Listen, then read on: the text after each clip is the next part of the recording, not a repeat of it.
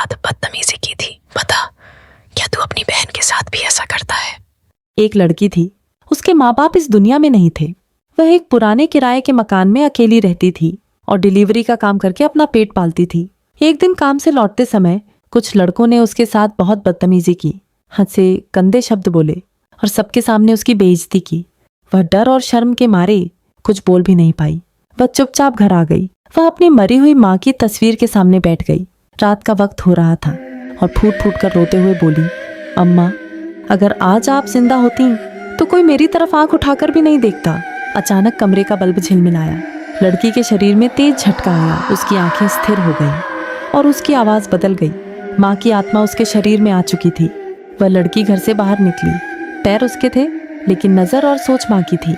वह एक एक करके उन लड़कों के घर पहुंची। पहले लड़के के पास खड़े होकर भारी आवाज में पूछा, तूने मेरी बेटी के साथ बदतमीजी की थी। बता, क्या तू अपनी बहन के साथ भी ऐसा करता है? लड़का कांपते हुए बोला, नहीं। आवाज और सख्त हो गई।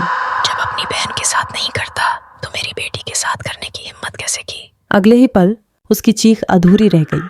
दूसरे और तीसरे घर में भी वही सवाल पूछा गया और हर सवाल का जवाब मौत बन गया।